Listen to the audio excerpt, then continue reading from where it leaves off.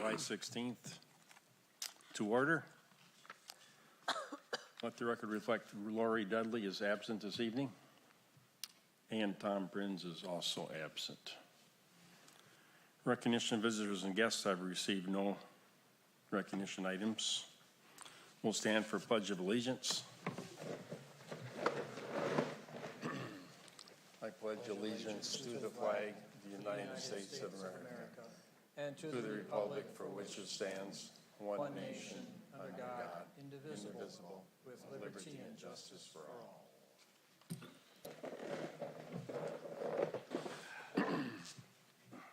1.4 correspondence recognition. I've received no request for public participation and received no recognition of students or staff or community for this evening. 1.43 is presentation of Spencer Winnicky, Learning Center Principal. Spencer. Good evening.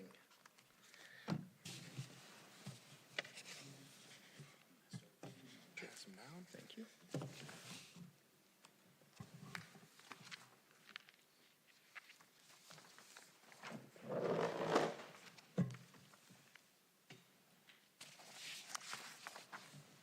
Printed out a handout for all of you about the presentation that will be on the screen, just so you can take it with you if you have any questions later, or if you want to jot down any notes while we wait for the projector.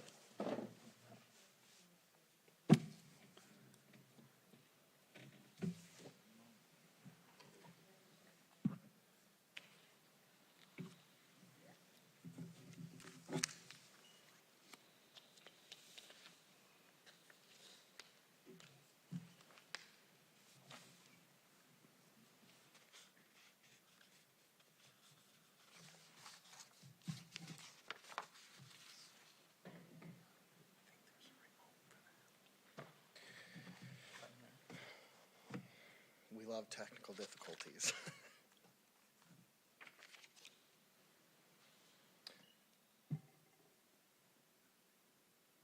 While they're working on that, I am just going to get started. Thank you for allowing me to come to present to you tonight. We did just wrap up another successful session of summer school throughout our district. So I'm on slide 2. We have several programs going on throughout the district. Anywhere from our kindergarten transitions program for incoming kindergartners to the district, to our targeted services, which is the grades 1 through 8. We also have our extended school year, which is run through our special education department. Perfect. And then we have our 9th grade transitions program for our incoming freshmen. And then last but not least, we have our 10th through 12th grade summer school at the Learning Center. Here's a breakdown of our enrollment. This is not exact, I want to be very clear. We've had to change some of these numbers because of students that may be down here on this 10th through 12th grade summer school. We've had students that squeaked it out in the last week of the quarter and don't need all 3 courses, so then they're not enrolled in 3 courses or 2 courses or 1. Or your targeted services, we may have had students that couldn't attend due to vacations. So this is approximate. We had approximately 275 students in grades 1 through 8 in our elementary and middle schools. We had 25 students in our 9th grade transitions program, and we had 190 students in our Learning Center summer school program. I did put that little piece of information there for you. In our in our summer school program, we do have students that are attending from other districts that also need credit recovery. So they, they are also in the total number of our 10th through 12th grade enrollment for a total of 490 students served during summer school. That is a great number. The length of summer school. So we had summer school from June 10th through the 28th. We had it in several different buildings throughout the district. The Learning Center is in charge of our targeted services, so our EDGE, our 9th grade transitions program, and our 10th through 12th grade summer school. We had grades 1 through 4 at Prairie Elementary. We had grades 5 through 8 at the intermediate school. Typically, we would have that at the middle school. However, with the construction, we did not have it there this year. Our 9th grade transition is housed here in the high school, and then our 10th through 12th grade summer school is housed at the Learning Center. We had summer school for a total of 14 days because we do not have school on the Juneteenth holiday. Students in grades 1 through 9 attend school for 5.5 hours each of those days. And then your 10th through 12th grade credit recovery, it totally depends on what the student needs as far as credits. We offer 3 blocks each day for summer school.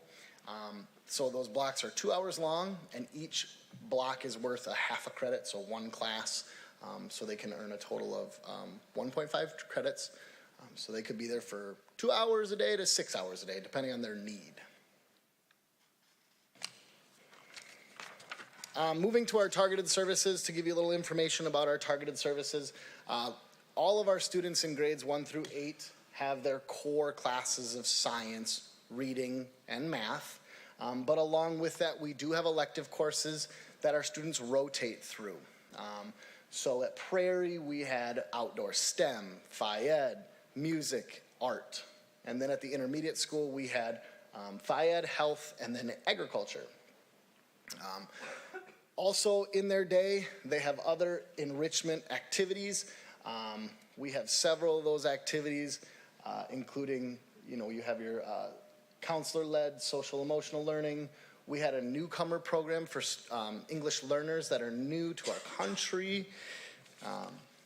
We had field trips to many different areas throughout the area, including what I have listed there, like the Historical Society and Laura Ingalls Wilder. And then we also have interventionists at Prairie that work to bridge some gaps in skills for our math and reading. Before I talk about 9th through 12th grade, I do want to remind you of a couple things about credits. Every high school student needs to earn credits in order to graduate high school. On the bottom, I have that we as a district require students to complete 30 credits towards graduation.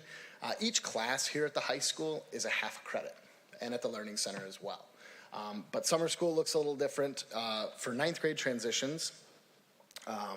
Students in 9th grade transitions can earn a quarter credit in each of their 3 classes.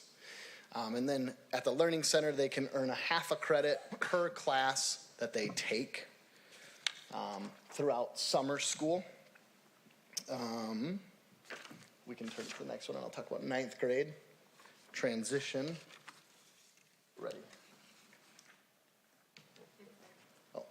Our 9th grade transitions program is held here at the high school. Our 9th grade transitions program is for 8th graders coming into 9th grade. They take 3 courses. They take a math elective, an English elective, and a general elective class. In their English and math elective classes, they work on skills to make them successful here at the high school at their intro level courses. In their general elective class, they do things like social skills. They work on study habits.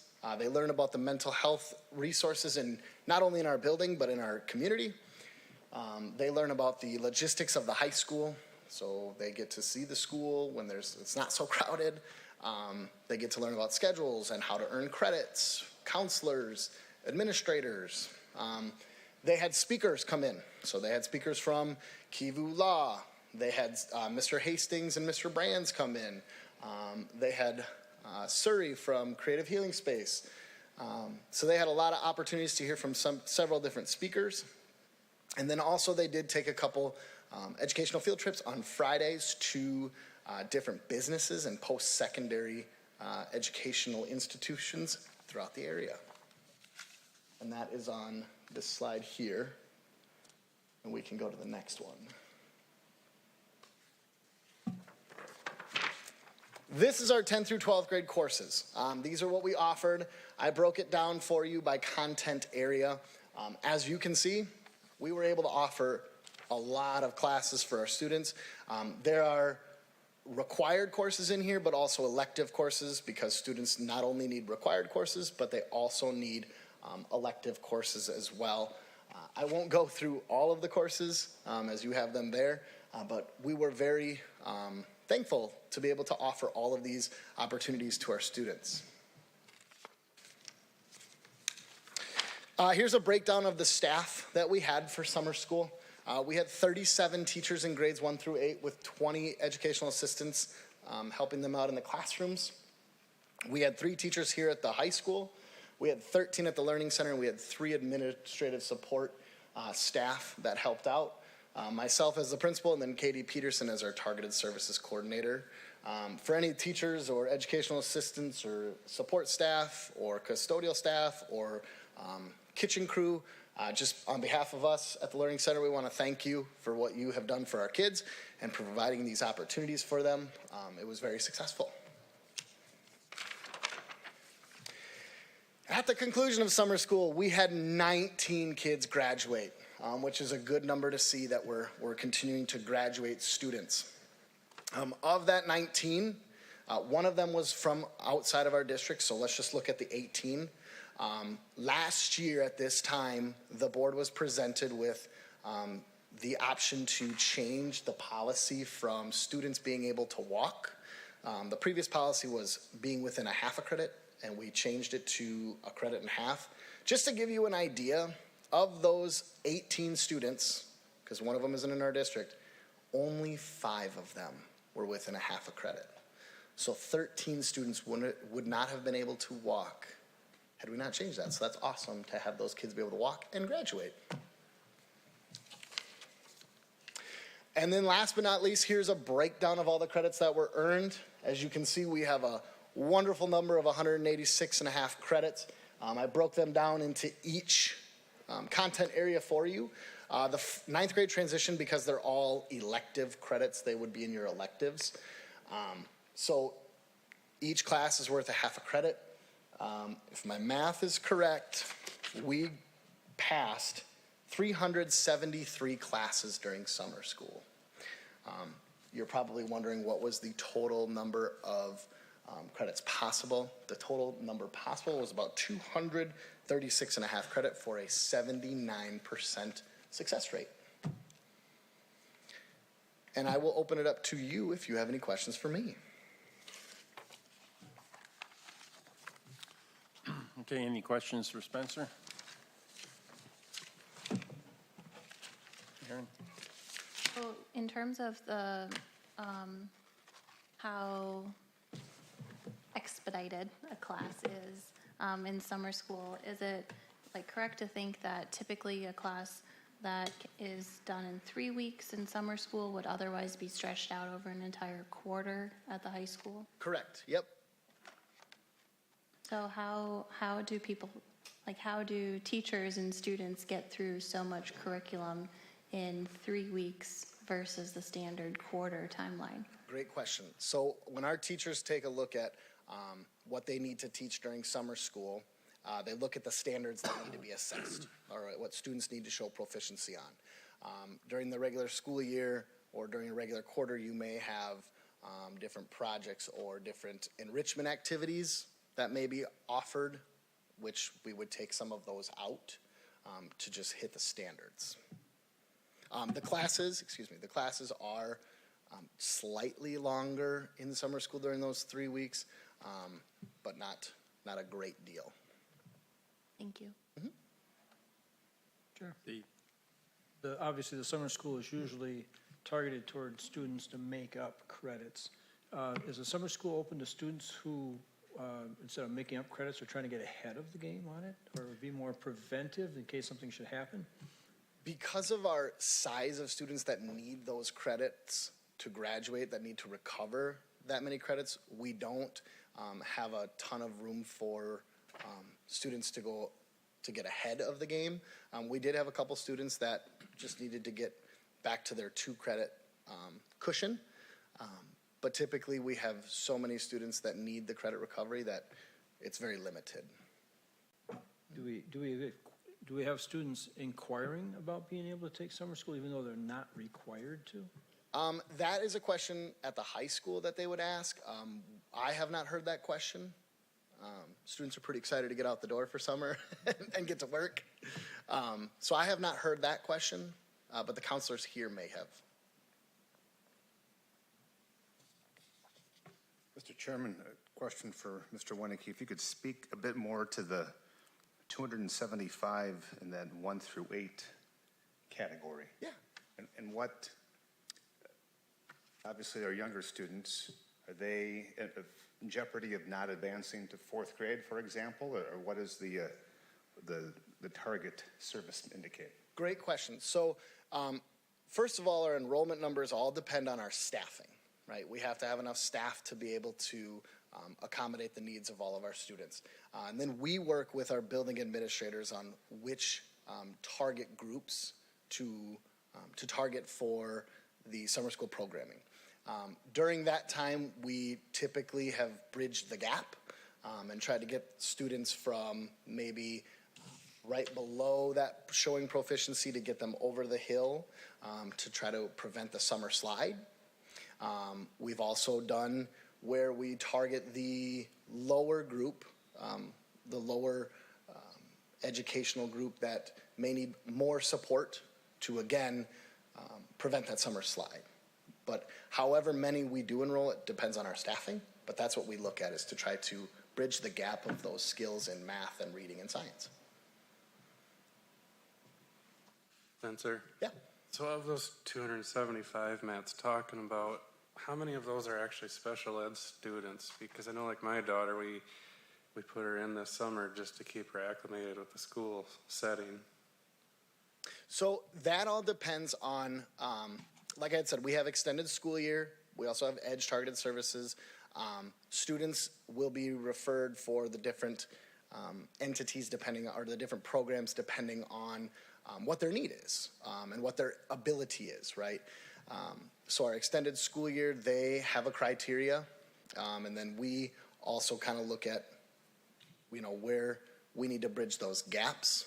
And some special education students fall into that. Some general education students fall into that. Some EL students, English learner students, fall into that. It just depends on the abilities that that we're working on.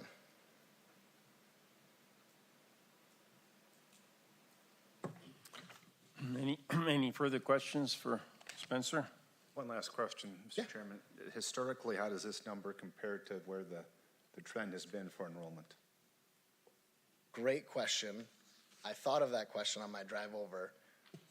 I will get that answer for you and I'll send it to you. Thank you. You're welcome. Okay, any further questions? Okay, thank you, Spencer. Thank you. 2.0 approval of agendas, consent and main. I move approval of the consent and main agenda. Second? Motion by Adam, second by Matt to approve the consent and main agenda. Any discussion? All those in favor signify by saying aye. Aye. Aye. All those opposed, same sign. Motion carries. 3.0 approval of minutes. I move the approval of the minutes for June 18th, regular school board meeting, and to also accept the committee minutes that were included with our agenda. Second. Okay, motion by Steve, second by Aaron to approve the minutes. Any discussion? All those in favor signify by saying aye. Aye. All those opposed, same sign. Motion carries. 4.0 consent agenda. I need a motion to approve the items on the consent agenda. Move approval of the consent agenda items. Motion by Adam, Second. second by Aaron. Any discussion? All those in favor signify by saying aye. Aye. All those opposed, same sign. Motion carries. 5.0 main agenda, monthly financial overview for Dave. You should have the revenues and expenditures report through the end of the fiscal year through June 30th. This is an unaudited report So there will be adjustments as we move along in the audit process. Excuse me. As you can see, our revenue at this point is just over 98%, so we're getting pretty close to where our budget was at. Our expenditures are at almost 96%, so those will also get adjusted. The big adjustments should already be in here, so it's more just late bills, that type of things that we may have not received by the end of the year that will get charged back into this year. So overall, we're coming out right about where we expected, and we'll have another report for you once we get further down the road. Any questions? Any questions for Dave? Okay, hearing none, we'll move on to 5.2, approve tax abatement resolution number 1. I move approval of tax abatement resolution number 1. I'll second the motion, Steve. Motion by Adam, second by Steve. Any discussion? Hearing none, it's a roll call vote. Mr. Lorenz. Aye. Aye. Aye. Aye. Aye. Resolution passes. 5.3, approve tax abatement resolution number 2. I move approval, Steve. Second? Motion by Steve, second by Matt to approve resolution number 2. Any discussion? Resolution? Mr. Lorenz. Aye. Aye. Aye. Aye. Aye. Resolution passes. 5.4, approve media request procedures, practices, and guidance. So this was put together as process, procedures, and guidance for media in the district. I do know that you have received information from the Globe that they have some concerns with that, and I actually had a very good conversation with the editor about a half hour before the meeting, or roughly. Anyway, her concerns are very, what I call, warranted on her part. From our perspective, we've had a very good working relationship with the Globe over the years, and would like to continue that. So we want to make sure we gather her input, which I've asked her to send to me, and look to see how we might be able to address a few of the areas she has concerns. The biggest thing, I don't see how they've functioned change drastically. It may be more in the interview process, but again, I want to make sure that they have provide input and we can look at this guidance and practice. I want to make sure everybody understands this isn't policy. This is the process, procedure, and guidance that we would utilize when dealing with it. Our issues with the media have not necessarily been what I call the local media. It really has been when we've had either freelance or state or national media that have garnered attention to Worthington. So we want to make sure it's workable for our local media. And so with that, I would recommend tonight that you delay any action until August, until we can get her, I can get her input and we can have conversations and make any adjustments that we need to make on this. The instructional committee did review this. They didn't see at the time any issues related to it, and we're recommending approval, but I would prefer you delay it so we can get further input and work on our collaborative effort and relationship with the local media. Steve? I think it's good for us to work out any concerns that they may have. In reading through this initially, and then after some conversation with Julie, and then reading through it again, I didn't really see anything that I felt was wrong with our guidance or procedures and practices, but what I did find is that it's open to some interpretation, and obviously we're thinking of it one way, they're reading it and thinking of it from a different perspective. So I think it's good for us to get clarification so that they have an understanding of what our intent is and how we're going to manage this. And I think that's a good way to go. If we need to add a little clarification language in here to spell out a little clearer, we can always still do that at the next go around. But I think actually as it goes and what we've been doing is what we're planning on continuing to do. And if we need to be a little bit more wordy with it to make sure it's a little clearer, then I think that's something positive we can do and move it forward. So at this point, I would table this action on the media request procedures, practices, and guidance until our August meeting. They really don't need a motion, we just need to not act, right? We don't need a motion if we're not going to act on it. Yeah, I support taking this back to the drafting board and including stakeholders in the conversation. I think another option would be to also present this to the communications committee. So there are a couple of board members on that committee as well as district-wide staff. And I feel like in order to ensure that the application of this document is user-friendly for the administration, the stakeholders, media, as well as the staff, and understanding what they are advised to do, what they're not advised to do. I think maybe circulating this draft to the communications committee might also be a good idea. Mr. Chairman, was the Communications Committee engaged in the creation of this procedure? No. Mr. Chairman, what was the decision to create this procedure now after functioning without one? It's really talking about protecting our students and our staff and following a process. It's been kind of open to some extent, and it's really about creating that safe environment that exists. And we do have a few students that are not allowed to be photographed or interviewed, those type of things. So we want to ensure we follow that request of those parents.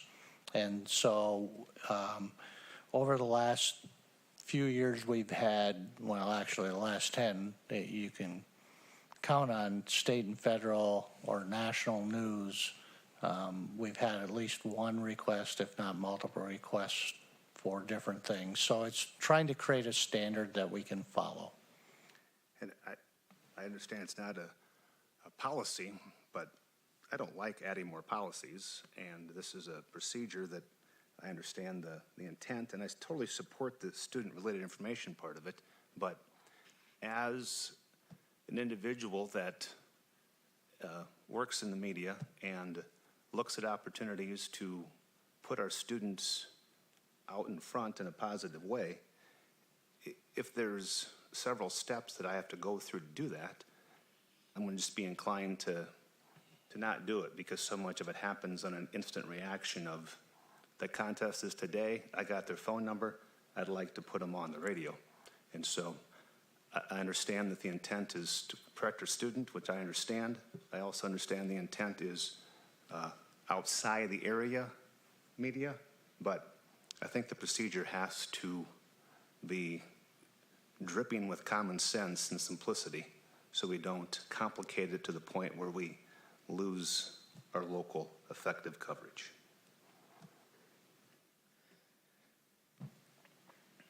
Okay? You'll have to take those points into consideration when they come up with a final draft, how to word this media request procedure, so. Sure. Maybe I'd add with Matt's thoughts on that. When students are performing at a football game, basketball game, or other places like that, I would imagine that them being out in public, I don't know how our legal requirements are for them to be interviewed and things like that. So maybe what we need to do too is maybe just check a little bit and see where our liability and limits stop and where it becomes the individual's, decision or parent's decision or whatever to be able to do those types of things. Because if we're open to the public to attend a function, where does that line get drawn? If they're called up at home by somebody asking them questions for a story, where does it go from there? I don't know if we have any legal obligation or right to say, somebody can't contact someone at home. When they're on the school property or coming into our school to interview them, things are a little bit different, but maybe we just need to have a little bit more clarification on that end of it, when that starts and when it stops and what restrictions there may or may not be for that kind of coverage, as Matt had mentioned. So, I think that's some of the stuff that it's written in there. It sounds kind of like they do have to do it, but I don't know if we actually are planning on doing that or if we have the right to do that. And maybe that's something we need to, clarify a little bit before we look at it again. Okay, any further discussion about this item? Will be no action tonight. Hopefully there'll be one in August they're shooting for, or whenever it's ready. But we currently do have a procedure in place now. We don't have one. No. I didn't know the current situation. We don't have an actual procedure right now in place? No. You don't, okay. No. So this is something new. But I do agree. I think we should have some guidance and some process of how we handle these types of things and how we're doing it.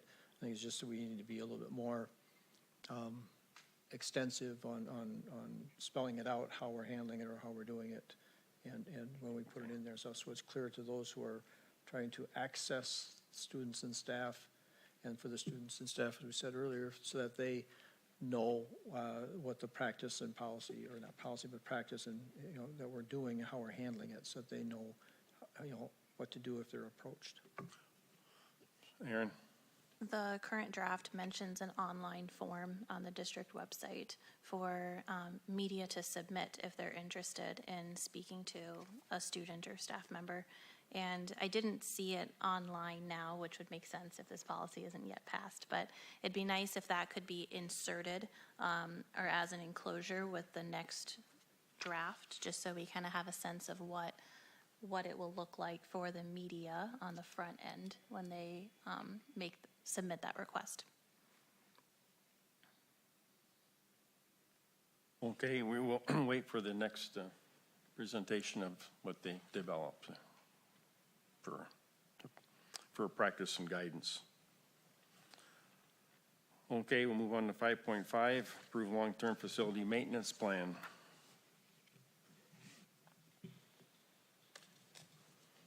This is for? This was presented to the Operations Committee, and of course, we have to, by requirement, submit a 10-year plan. The first year or two are fairly accurate. After that, it's kind of a best guesstimate of where we're at, and so that's what was presented, and there was recommendation for approval.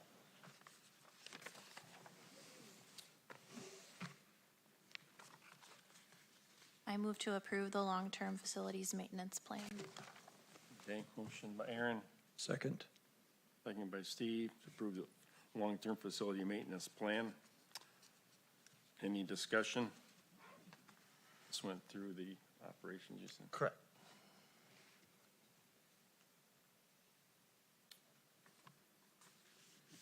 Hearing none, all those in favor signify by saying aye. Aye. All those opposed, same sign. Motion carries.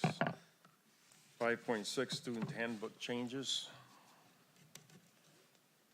So the student handbook changes were presented to the instructional committee. They went through. There's really not a lot of what I call major changes. It's all adjustments, and of course, anything that was related to legal changes that were put into the documents. The instructional committee was recommending approval.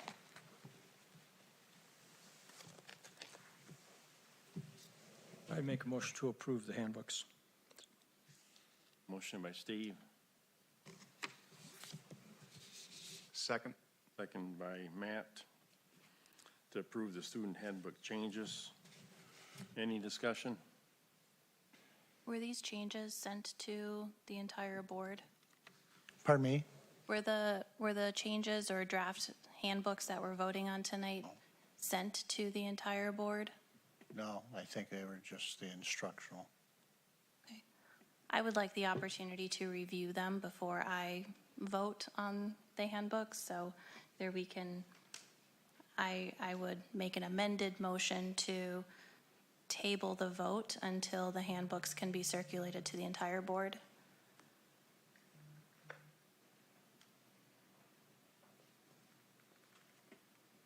Has anybody else read it besides the committee? It was instructional. I was not at the meeting. And did not see it. Lori's not here. And Tom was not here. So when do these have to be approved technically? Well, you can do it in August if you want, but you have Aaron who made a amendment to the motion. Right, but I mean, we don't have to have it now, though. You could wait a month, yeah.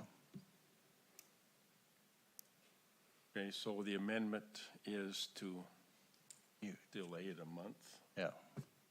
So you need a second to our amendment. Did we have a motion at first? We did. Right, okay, so the amendment, we have to have a second for the amendment. I'll second it. Okay, the amendment's been made and seconded, so we'll vote. Any discussion? Vote on the amendment. Vote on the amendment first. Any further discussion to delay it till August? All those in favor of the amended motion, signify by saying aye. Aye. All those opposed, same sign. Motion carry, or amendment carries. Now we'll go to the amended motion, which delays it till August, the student handbook, approving the student handbook changes. Any discussion on the motion, the amended motion? All those in favor signify by saying aye. Aye. All those opposed, same sign. Motion carries. We'll act on it in August, the August meeting. 5.7, approve Round Lakes Brewster Collaborative Agreement for middle school activities. 5.7. So, the superintendent called me and asked if we would be willing to reconsider. A year ago, you did approve allowing that to occur.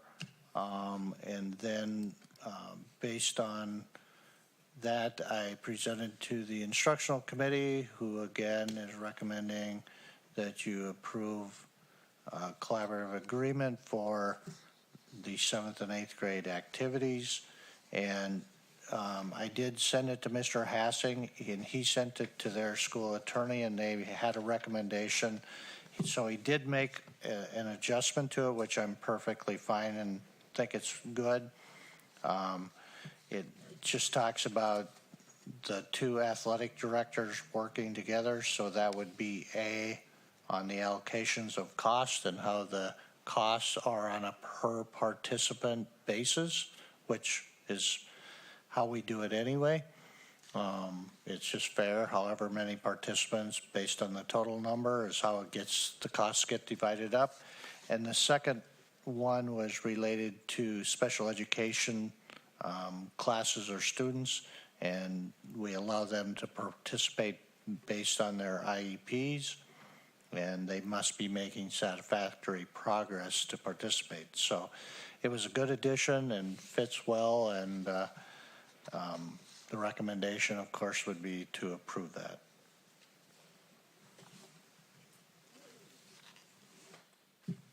Okay, we have a motion? No.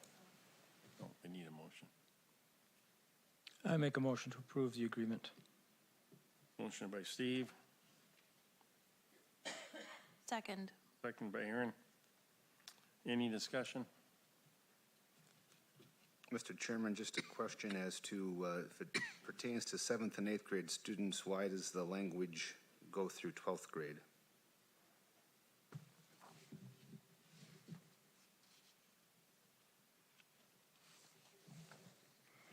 I think it's just part of the document. They probably should just say 8th grade, 7th and 8th grade, because they don't have 12th grade students. Right, so I would suggest we have it specific, since that's what it is.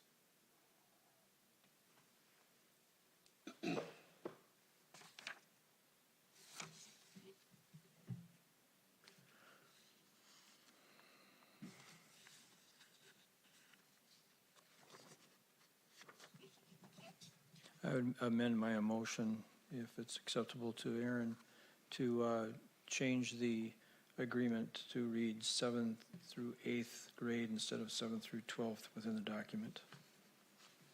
I'll second that amended motion.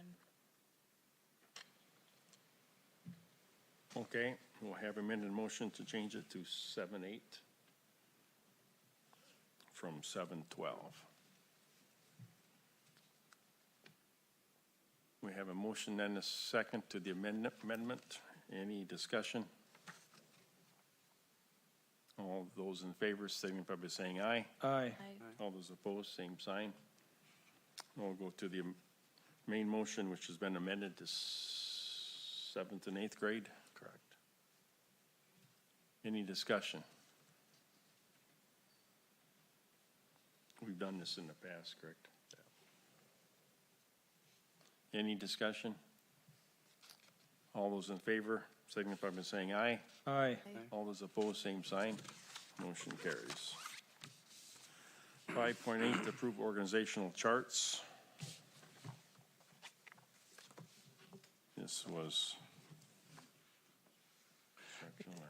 This was presented to the Operations Committee. They reviewed it. There's not really any major changes from a year ago. And this will be probably part of your work session conversation as you begin to plan for the future and look at how you want the structure to be, a year from now or 2 years from now. You potentially will look to make adjustments or changes in the organizational structure after this year or another year down the road. So anyway, there were a few minor changes made, but nothing major. A few boxes removed or things based on what currently was happening or will be happening this next school year. So the Operations Committee was recommending approval.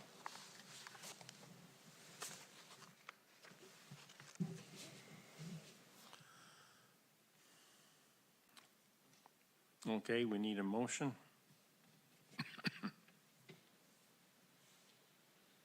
I'll make a motion to approve the organizational charts. Motion by Adam, Second, Steve. second by Steve, to approve the organizational charts. Excuse me. Any discussion?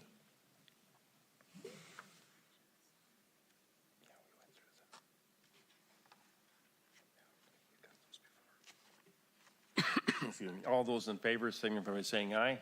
Aye. All those opposed, same sign. Motion carries. 5.9, approve second reading of policy 507, corporal punishment and proneness restraint.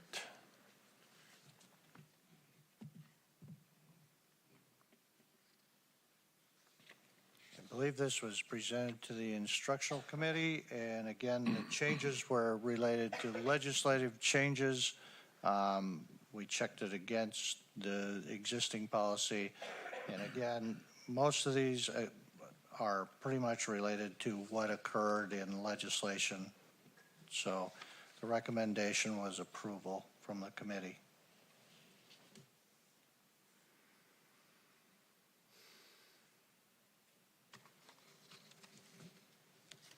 Okay, we need a motion. I'd approve the second reading of policy 507. Motion by Adam.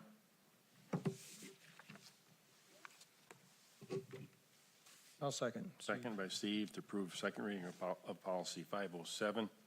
Any discussion?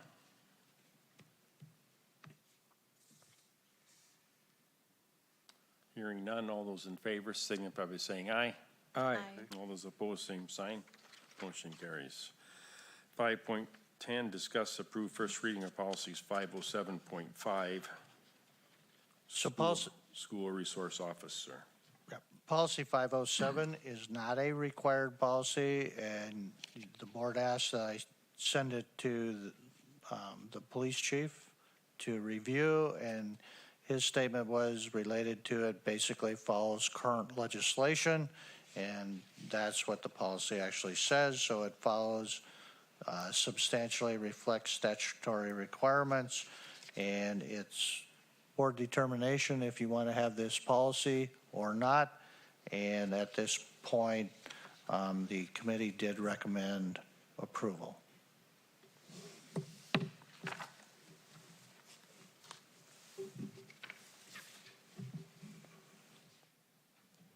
Policy 507, 507.5, it's a new policy then? Correct. It's a new policy. Was this requested by, or? Yes. It had a lot to do with legislative action and the turmoil around. A lot of schools pulled their resource officers during COVID and during that time, or not, I shouldn't say COVID, after the legislative session over a year ago, because of what they put in and the concerns for liability. Now they've adjusted that.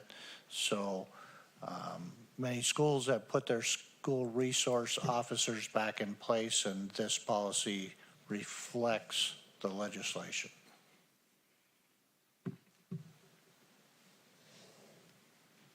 I would move approval of the first reading of policy 507.5.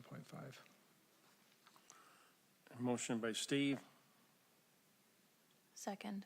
second by Aaron to approve the first reading of policy 507.5. Any discussion? Steve? I think it's, even though it's not that we have to have it, I think it's a good idea for us to have it. It goes well with policy 507. And I think it also is easier to find and reference that information if we need it than to try and go dig through the Minnesota statutes to find all those statute numbers and how they interrelate and stuff. So I think it's good just as a reference tool for us to not have to go in and look it up. And if somebody's trying to find it, refresh their memory, it's easy for them to find. So I think it's good to have it in our policies for that reason. Okay, any further discussion? Mr. Chairman, just a question on the training portion of it. I mean, that, to me, is the biggest part, that the chief has to have the agreement with that section. Yeah, and And he was, they do that, yeah.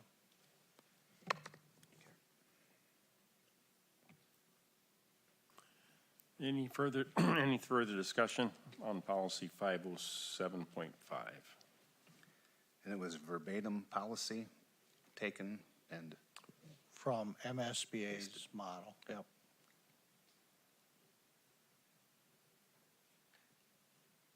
Any further discussion? All those in favor signify by saying aye. Aye. All those opposed, same sign. Motion carries. 5.11, approve the revised vacation schedule. So we presented this, I can't remember what committee. Operations. Operations Committee. When we built the one that you approved a couple months ago, we built it off the MSEA contract, not what was really the district-wide one that you had approved 8 months earlier than that. So when we found the error, we went back and reworked it because some employees were actually losing vacation, and that was not the intent of what was going on. It was to help encourage early on and get them vacation time earlier on, and not wait so many years to get vacation. Plus, where the error really happened was our long-term employees would have lost days, and we don't want to do that. So the Operations Committee is recommending approval of this vacation schedule. So move, Steve. Motion by Steve, Second. second by Aaron. How many individuals did this affect? I don't remember. Was it Yeah. several or A handful. handful? And it's to get them back into a fair. Right, it matches more closely with the one that was approved last August. Okay. Okay, we have a motion and a second. Any further discussion? All those in favor signify by saying aye. Aye. All those opposed, same sign. Motion carries. 5.12, approve salary and benefits increase for human resource assistant.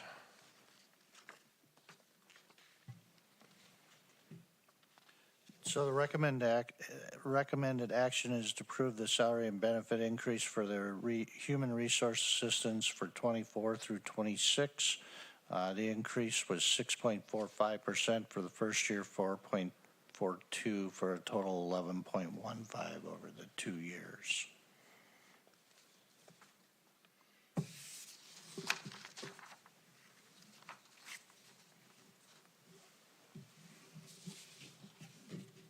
I'd move approval of the salary and benefits increase for the human resources assistant. Second? Motion by Steve, second by Matt to approve the human resource assistant salary increase. This is one individual or? Yes. One individual. Okay. Any discussion? Chair? Steve? Just to point out that those percentages were not just a salary increase. It did include benefit costs to the district, such as their retirement, their days off, their insurance, those types of things too. So the percentages are not just a salary increase, but it's all the costs for that employee for the years. Any further discussion? All those in favor of the motion signify by saying aye. Aye. All those opposed, same sign. Motion carries. We'll go on to reports. John, superintendent report. So just a couple quick items. One is negotiations, just to give you, we did meet yesterday with the custodians and paras. I would tell you that most of the language items are resolved with the custodians. There's not a great deal left. And we're probably within 1% of trying to get it settled. But that's kind of where it's at. The difference is about 1%. With the pairs, we still have a number of language items. I shouldn't say a number. We managed to get through a number, but there's still quite a few language items to discuss and address.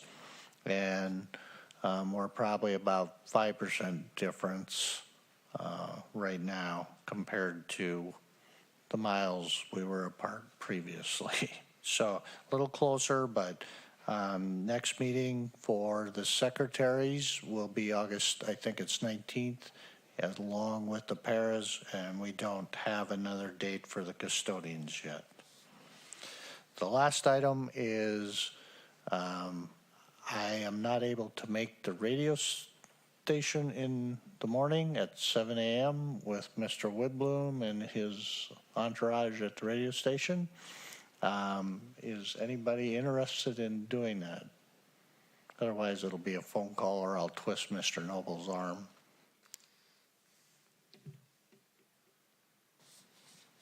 I'll do it again, if Matt doesn't mind having me. Oh, it was great. You're always welcome. I'll be there at 7 o'clock. Thank you. Okay, thank you, Steve. That's it. So that's it. Instructional committee report. Question, Mr. Fay, Mr. Chairman. Record rain impact any buildings, anything from a negative standpoint? Not really. We did fared very well. How was this room here? This room's fine. It's over there. Orchestra. How did that fare, the orchestra and choir area? Not well. Not well?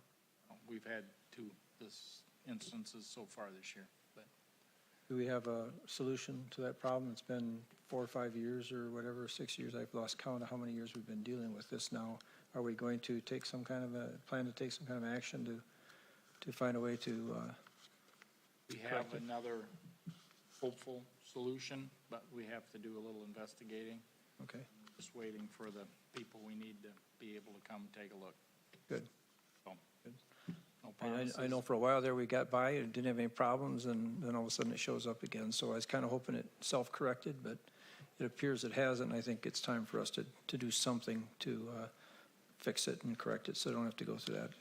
Last one was a little more obvious, and we think we have a potential solution, but we're not sure yet. It may end up digging a hole in the parking lot, but we'll see. So that's what we got to do. Did the rain delay the paving project at the school? No, no, it won't affect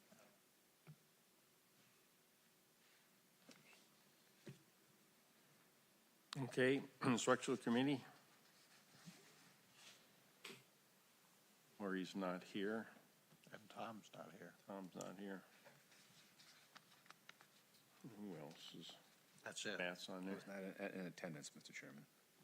You have nothing to report? Correct. Okay. Okay, operations committee. Nothing that we haven't already discussed.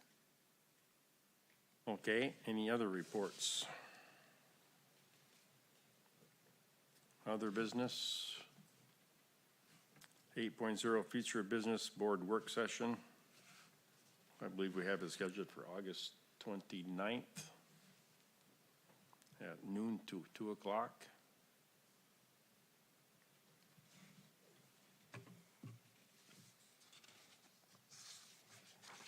To 2 p.m. on August 29th is a scheduled board work session. And that will be in the district office conference room. So, I think either tonight or at our August school board meeting, we should discuss as a board what we want the scope of this work session to be, because I think there's going to be a lot that we could discuss, but with only 2 hours, we should be very intentional about how we want to use our time. Okay.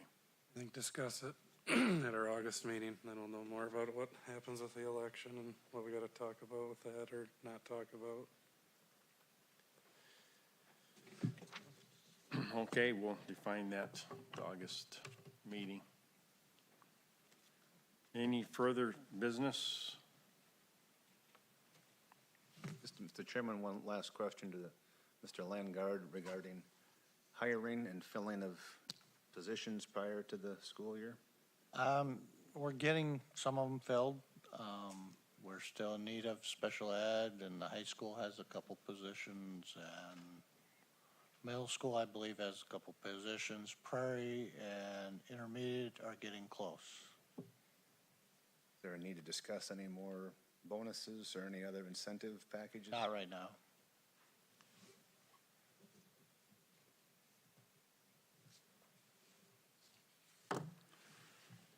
Okay, we'll adjourn the regular meeting, and we have a public forum at 7:30, 7:30. Come and go. Yeah. Open house. open house.